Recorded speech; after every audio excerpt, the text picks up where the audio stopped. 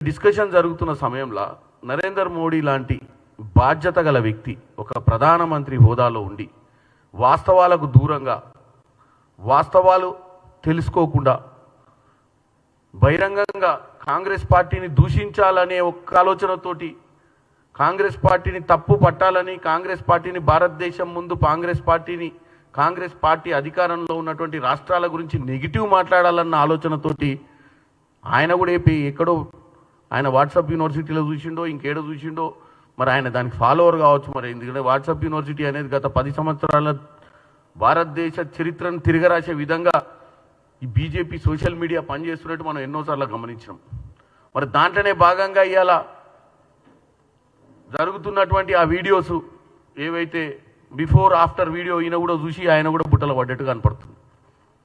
పడిపోయి ఇక్కడ అడవులన్నీ ధ్వంసం చేస్తున్నామని అడవిలో ఉన్న జంతువులన్నింటినీ చంపేస్తున్నామని చెప్పి అంత బాధ్యత గల వ్యక్తి మాట్లాడటం అనేది చాలా దౌర్భాగ్యమైన పరిస్థితి.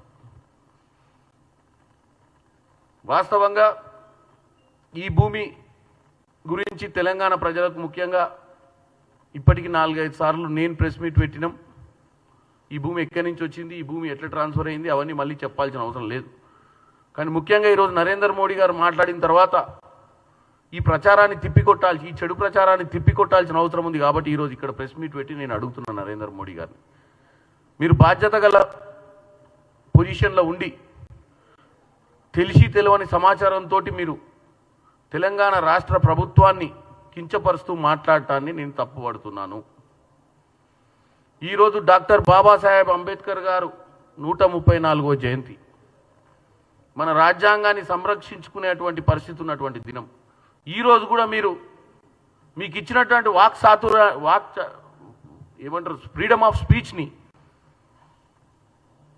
వాక్ స్వాతంత్రాన్ని మీరు దుర్వినియోగపరుస్తారు ఒక అధికార పొజిషన్లో ఉండి, అధికారంలో ఉండి.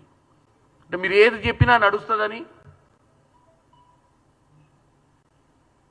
ఏది పడితే అది మాట్లాడుతున్నట్టుగా క్లియర్ కట్గా కనపడుతుంది నరేంద్ర మోడీ గారు.